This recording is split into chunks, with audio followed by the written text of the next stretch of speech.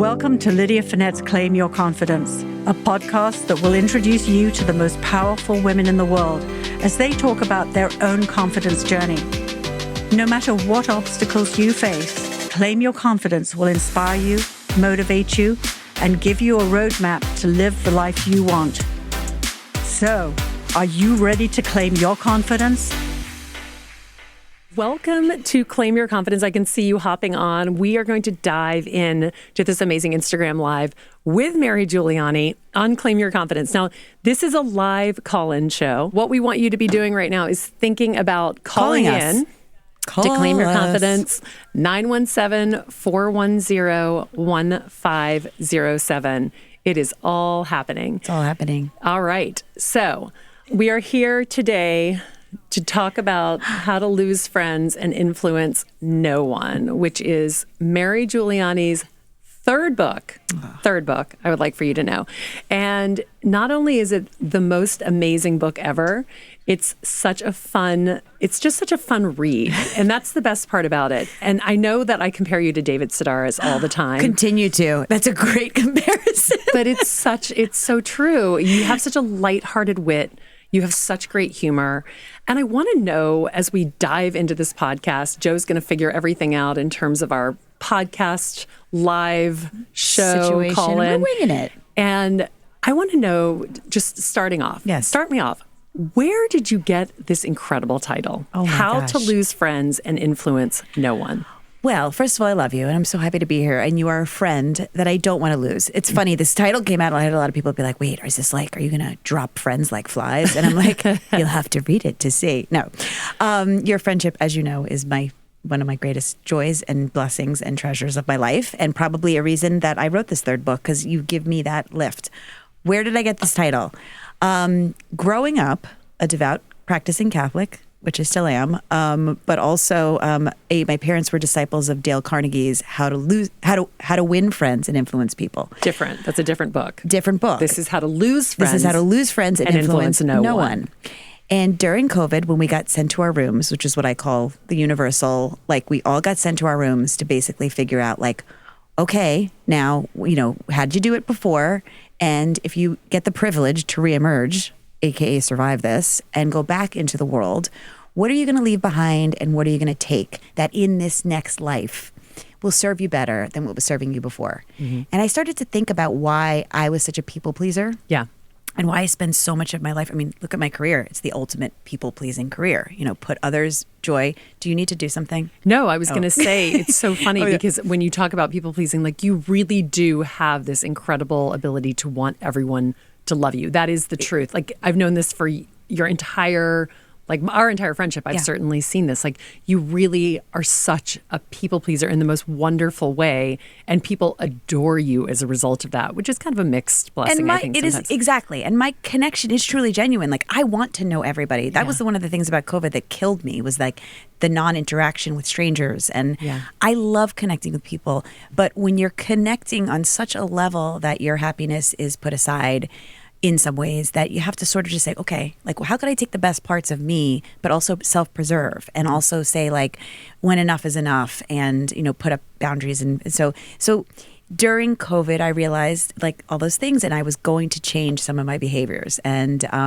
these behaviors led to things like illness, like endometriosis, which was stress-related illness that I've suffered from for years.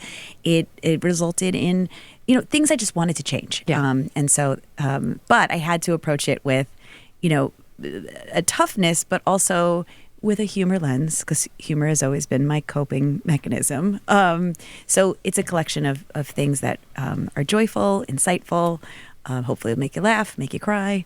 And this is your third book. Yeah. So talk to me a little bit about the confidence journey of, you write your first book, and I can say this having written 2 books. I know what it's like, this evolution of you write the first book, is anyone going to care? Right. You write the second book, is anyone going to care? You write the third book, people clearly care, and they're coming back to read this book. What has it taken for you to sit down 3 times and tell these stories, and honestly, each time with more depth and more self-reflection? What is that like for you as an individual? I think it's literally stepping into your confidence. It's like, I think with the first time you get a book deal, you have that you have that feeling that everyone has, like, oh my God, they want me. Like, oh, really? Yeah. Like me? And so you do everything to please the publisher. You do everything to please everyone else. Yeah. And I look back at my first book, which I love. It was a cookbook, and but all I did was want to write these stories. Yeah. I loved. I mean, I love The Cocktail Party. I loved that book, but it wasn't the most authentic version of me. And then with Tiny Hot Dogs, But tell everyone why, because I think that's also interesting. because I felt I was playing a role. Mm-hmm. I was playing a role of, like, I was a caterer, and it's a logical conclusion that I throw great parties at my home, and I'm an excellent cook, and I'm not an excellent cook. I actually, and what I love about the cookbook is it's all simple recipes, all things I knew how to make. Yeah. And for me, entertaining was even less about the food. It was more about the storytelling and the bringing people together through the moment. And that's why I love my business so much. That's why I love the catering business. Truthfully, it is about the food, but it's also about the food storytelling that we're telling. How do you take someone's brand? How do you take someone's occasion they want to celebrate and tell their food and beverage story through the experience? So my business is creative escapism. It's turning your reality upside down. It's taking someplace else. And writing these stories was basically my self-preservation in the sense that night after night, as you know more than me, we put on the dress, we go out, we do, I do the parties, you get up on the stage and you do the auction, and you're around so many people all the time. For me, writing was just me alone in an environment that I created. I have a funny story in this book called Look at Me, I'm Writing. Yeah. Where it was almost, for me, at a certain point, like I would have had 6 books come out by now. You didn't take so many pictures. I didn't take of so the many setting, pictures of me course. setting up where I was writing, Yeah. or like planning a day. Like, I'm going to drive up to Sneeden's Landing in the Palisades and get a little cottage. And then, so. Yeah. So first and foremost, I completely agree. I think that's the world of Instagram. We have our first caller. We have a with call. a question. Okay, so Joe's going to write it out because he says that the person, we can't hear you over the studio booth. So the question is, when you wrote the chapter called Send in the Clowns, you talk a lot about very difficult topics. Yes. Is it hard for you, I'm reading this as Joe is writing, is it hard for you to put yourself out there in such a public way? Are you scared or fearful during that time? Absolutely terrifyingly frightened, and I still am. I said this book feels like I took all my clothes off and asked everybody to look at me. Yeah.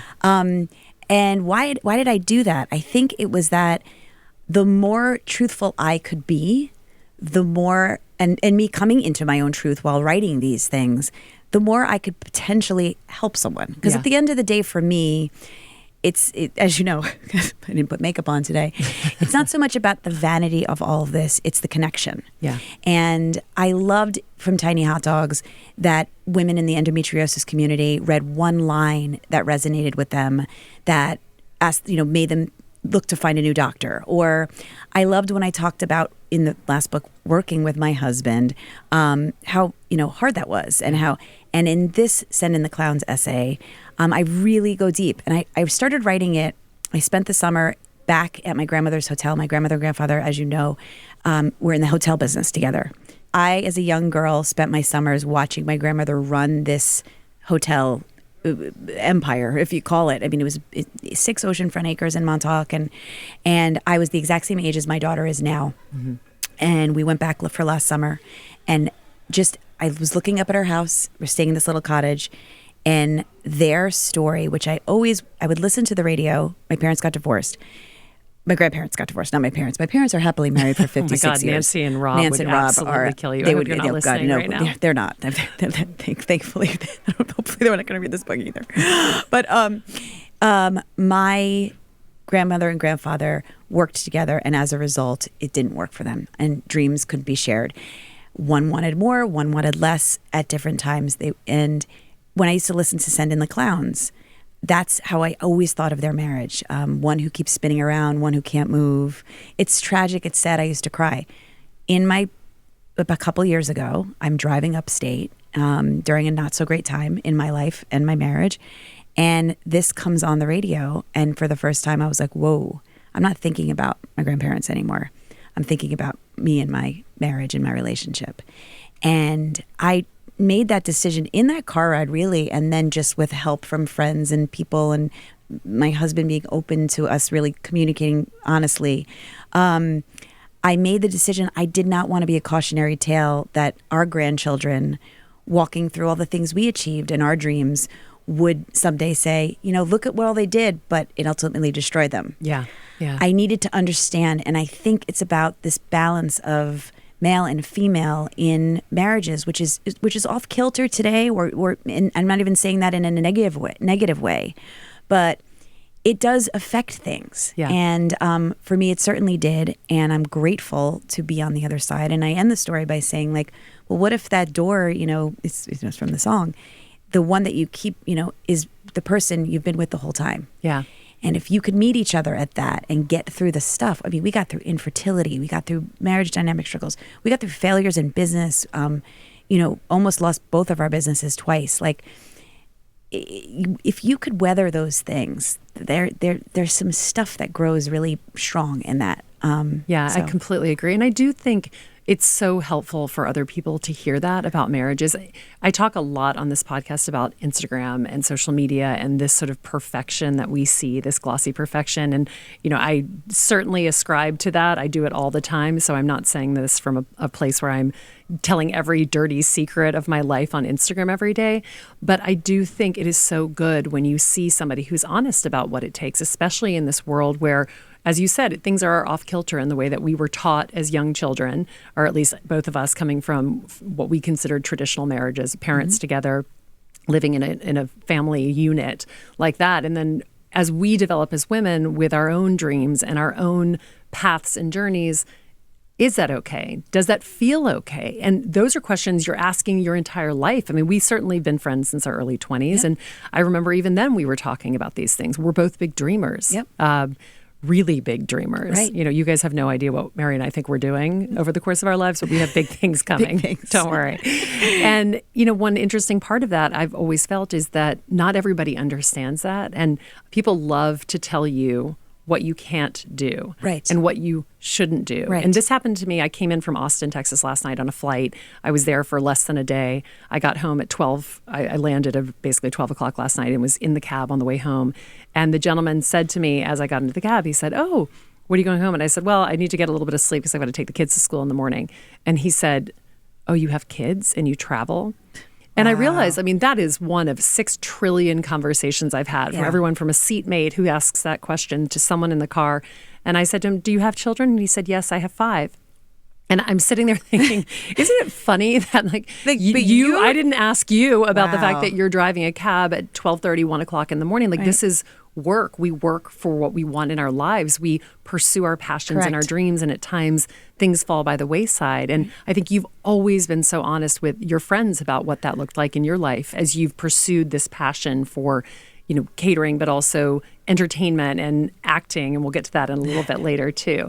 So thank you for that, because I do believe, especially in that chapter, you are so raw, and it's a fantastic chapter. And I hope anybody who's in any point in their marriage or even just in a relationship who is going through a tough time can read that and understand that those times pass. Yeah. You get through them. And as you said, that's maybe where the good stuff comes. Where the good stuff, I think, happens. And listen, if you're in a marriage that's just not working, I don't say stick around, Yes, but that's another thing. But I do think that you can, develop some really thick glue once you weather these storms. Yeah. And I'm very grateful to my husband. I'm grateful to my husband. A lot of my career was based on him just believing in me. Yeah. And it was my turn to believe in him back. And that's a whole other thing. So yes, it's terrifying because I finished this and I do what I do more so than even last time I called my editor and publisher. And I want to talk to you about how I published this too, because that's a really cool story. Yeah. And I said, let's not do this. Like, it's way too much. Like, I talk about, am I related to Rudy Giuliani or not? I just go there with all the things that were just weighing me down. Yeah. And so I hope it does come off as I'm just trying to connect and be honest. Yeah, there's freedom and release in losing friends and influencing no one, which is what we're talking about today on Claim Your Confidence. Feel free to put things on Instagram. Perfect. We can also have Joe just do what he's doing, which is scribing as our podcast studio host and producer. So the next question to you is, the Food Network hates me. Oh, yes. Someone basically just said, to sum up the question, Do you ever worry writing something like that about the Food Network that you will never be on TV again? No, You embrace it. I don't, because nothing about that story I feel is wrong. It was also secondary knowledge. The Food Network could love me. I have no idea. But tell us the story, because it's such a good story. Basically, I'm sitting, and again, like every person who works in food at a time, especially I was living near Chelsea Market. It's Food Network is upstairs. We came up during the rise of the Food Network. So that was like Mecca. That was like if the Food Network sends you like a puff of Vatican smoke, like you've made it and you get to go upstairs and cook up there or have a show or so. I was very fortunate to have a couple meetings with them. And I pitched probably terrible ideas because nothing ever came of it. But, they were always lovely to me.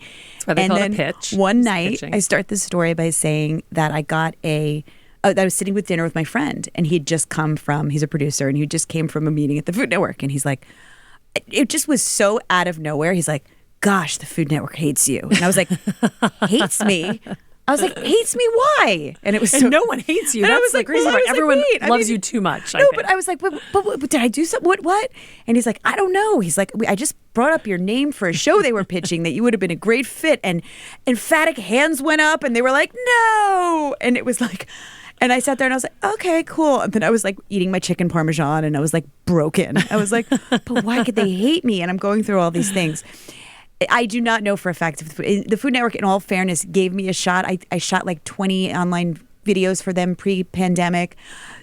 Clearly, the crowds did not go wild because I did not get a show from it. But what I turned around in this story is it had nothing to do with the Food Network. I didn't know who I was either. So I think going in at that time, and I remember pitching them a Woodstock Party Barn show idea, and I don't even think there was food involved in my pitch. I was like, I'll just make lots of drinks, and I'll wear heels, and I'll dance, and I'll entertain people. I'm and actually surprised that they didn't enjoy that. That feels like a Bravo TV show to me. No food, all drinks, and a party barn in Woodstock. Amy Sedaris ended up doing an incredible version of that show, and then I just threw up my hands, and I was like, all right, that's done. I love the Food Network very much. I don't think I'm still pining for them to call me is my point. But no, I'm not scared by that one. I don't know. Maybe I should be. I don't think you should be at all. I mean, you have been on Rachel Ray 17, 18 times at this point. Times. So I think that you're fine. I think you're fine. So I'd love to hear a little bit more from you about one chapter in particular, because having known you for so long, I will say you have this uncanny ability to find yourself smoking with celebrities. Oh, yes. Now, I will tell Mary every single day that smoking is bad for her. She knows this. She does not do it a lot. The only time she ever smokes a cigarette is with a celebrity. So can you tell us one amazing smoking with celebrity stories? Yes, I can. So, but I have to go back for a second just to tell you that I used to think these were like divine meetings. And really all it was really simple math. Mary, right place, right time. Outside the catering kitchen, where plus celebrities that smoke, they hide behind the catering kitchen. I had all these divine, moments. It wasn't the food that I was connecting with them. It was over a cigarette. And if you're lucky, 2. 3, you're in. 3, you're going to the bar with them afterwards. So I've been very fortunate to smoke with a lot of people, but also I had to come to the terms that my cigarette pack should contain, yes, the Surgeon General's warning, but also these are not your friends. Just because you smoke a cigarette with them doesn't mean they're not the Godfather. You're going to Cabo with them next week. Exactly. So I talk about that. But one of my best smoking moments, and again, I do not smoke at all in the frequency that I used to, and I do not think anyone should. It's a horrible, terrible habit. But I did get to smoke with the mothership of all smokers, which was Fran Lebowitz. Mm-hmm. And I have a story in the book about that night and how magical that was. But you're going to have to read the book to hear that story. Yep. But it is uncanny. You do have this amazing ability to intersect with some of the world's biggest celebrities, whether or not smoking a cigarette, just randomly. I don't even know what it is. We've had conversations where Mary called me one day and was like, I had lunch with Robert De Niro today. And that's not a call you get every single day. But he's another one who seems to always cross through your path and actually is a friend of yours now over time. He's become friendly with you. I think it's New York first and foremost. Yeah. I mean, we get to live in the greatest city in the world and the proximity of where we are in our businesses and how we do it. But I also think it's the openness to it that I like you, I always say I'm Naven Johnson in the film The Jerk, Steve Martin's character, who just approaches life with this delusional optimism where I walk into a room and I'm like, oh my God, of course, like, you know, De Niro's going to take me to lunch. And sometimes it happens. But I also, but I love it. It's fun. It's been fun. So there's always been this acting thread through your entire life. Yes. We could start with when you were working for a casting company and submitted your own headshot for the role of Meadow Soprano, even though you were not represented by him at the time. Nope. I believe very illegal to do, by the way. If you work for a management company that reps real people like, I don't know, like Amy Poehler and Tina Fey, you do not, as an assistant at 22 years old, take your homemade headshot, stick it into the submission pile with these other Tina Fey and Amy Poehler's, because that will not go off well, and it didn't. So sometimes you will lose your job. You will lose your job, and I think the only reason, they did fire me. Did they fire me because of that? I think they fired me because I was a terrible assistant, and that was like the icing on the cake. But I took a shot, and to this day, I still think I would have made an excellent Meadow Soprano. And it's really funny, talk about willing yourself or being.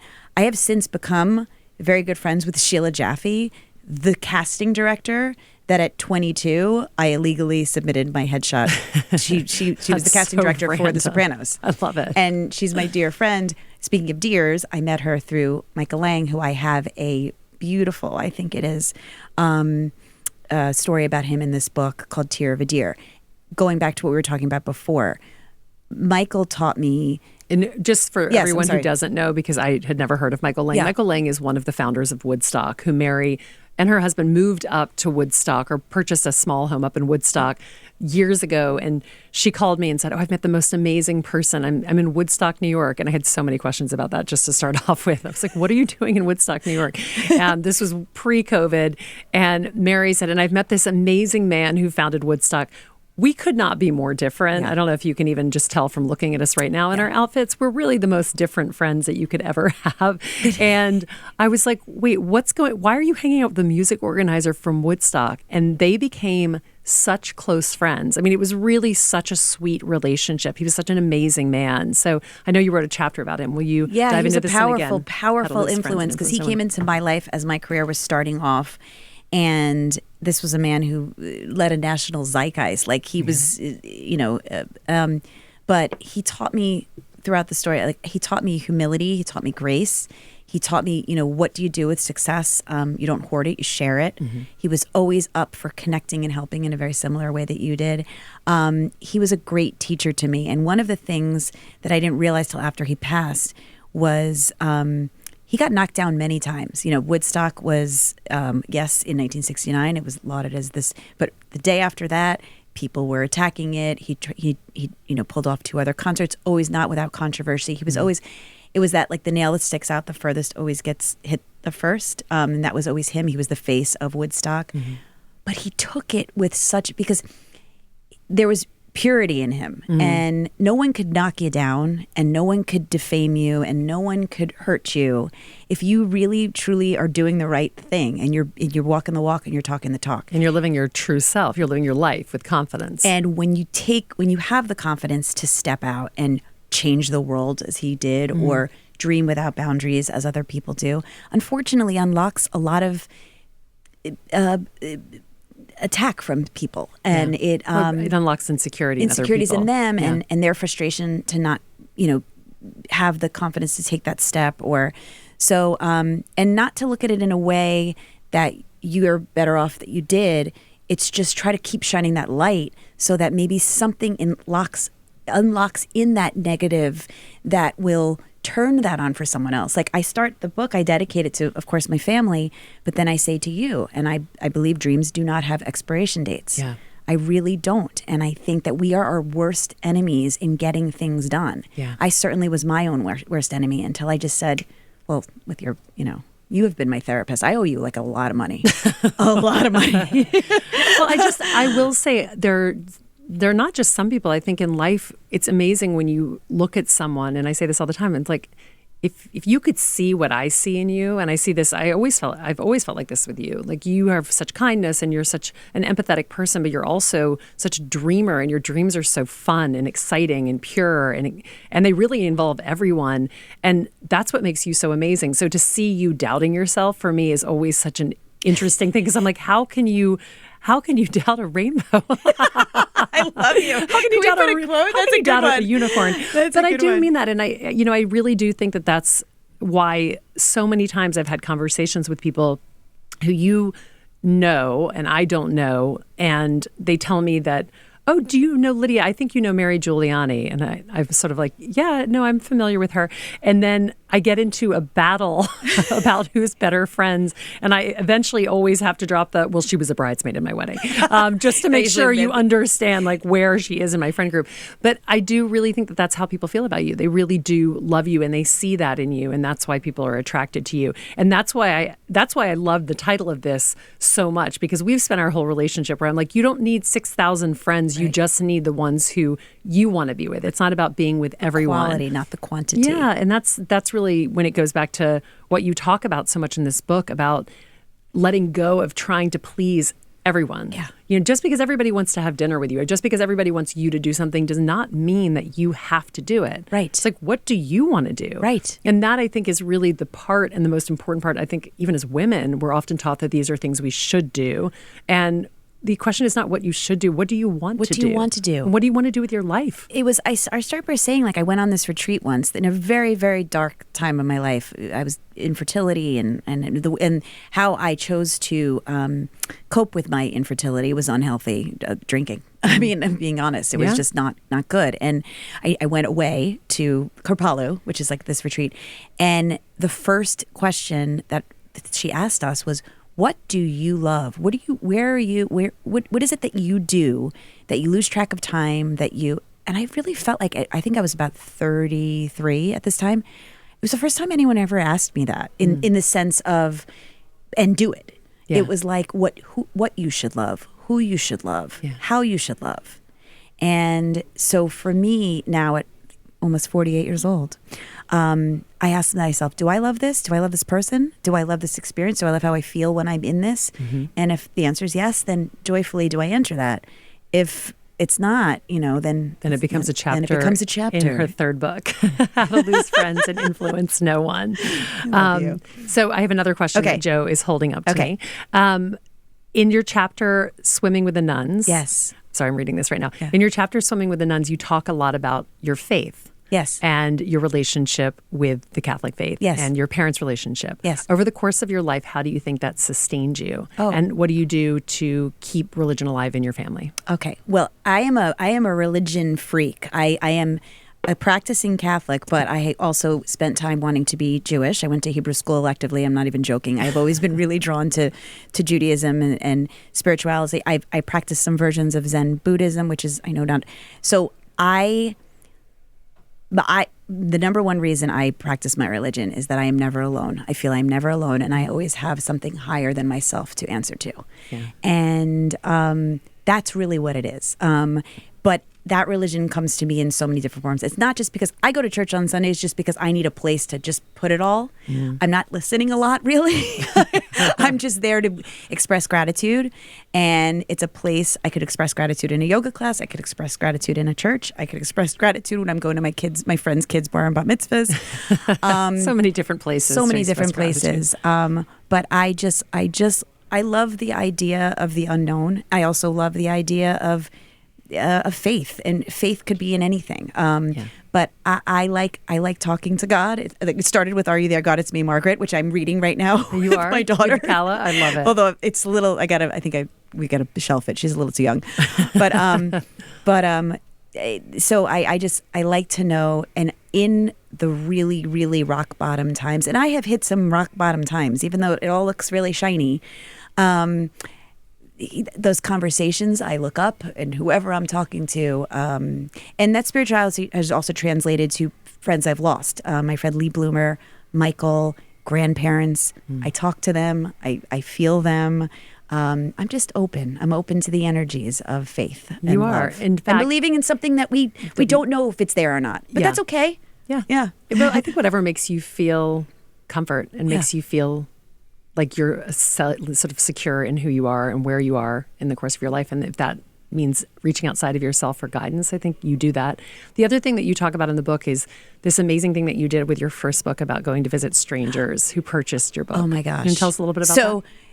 After the cocktail party, my first book ended up on the 50% off bin at Home Goods. Yeah, we've all been there. Okay. We've all been there. I realized with this next book, Tiny Hot Dogs, I needed to take things into my own hands.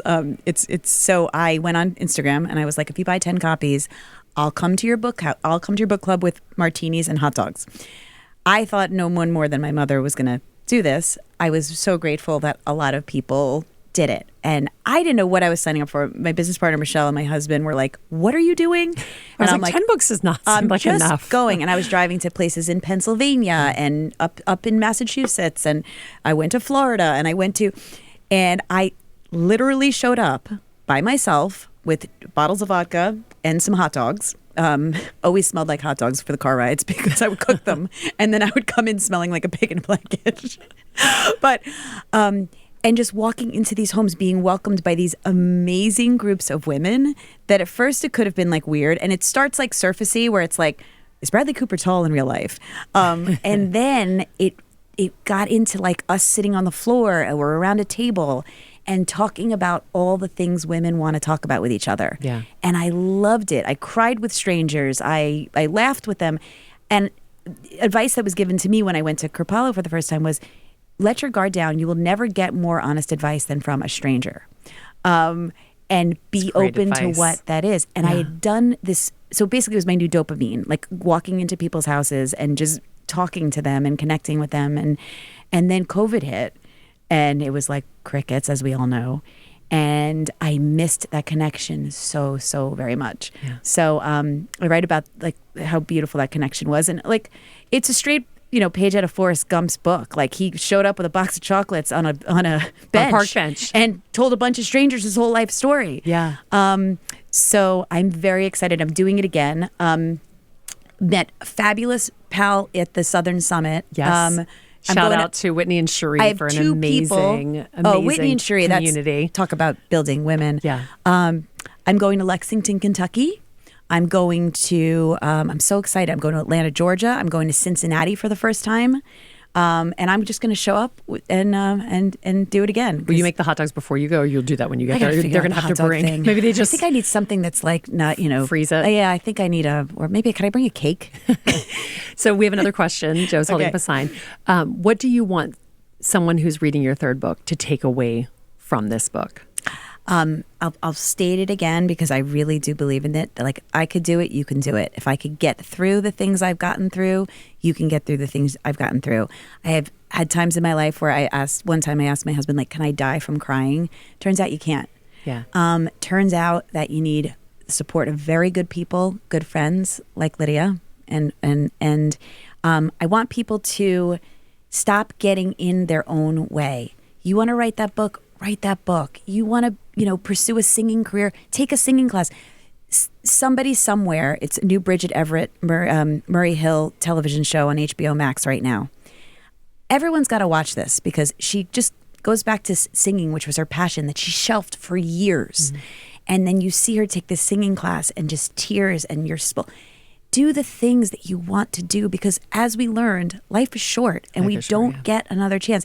And listen, I'm practical. I have to still make a living. I have to pay the bills. I'm not saying like everybody should indulge every whim they have, but even if it's just like on a Saturday to like write or sing or paint something or, start a lemonade stand for like your bracelets you want to sell. Like it's all within you, and so I want them to realize, and especially as an aging woman, there's no expiration date to this. No. There's no expiration. Look at Martha. 81. I literally, when Mary came in Illustrated. Here, two things. I saw Diana Ross sing at the Breast Cancer Research Foundation. She's magnificent. On stage in a red sequin dress, hair out in every direction, 79 years old, which she said, I think 13 times when she was on stage. She kept saying it. And I said to Mary when I came in, as someone who's on stage, and I'm a woman in my 40s, and I often think, like, is there an expiration date of being on stage? And apparently I have been completely Martha looking at the wrong told us way. no. But also Diana Ross, just watching her own that stage and just such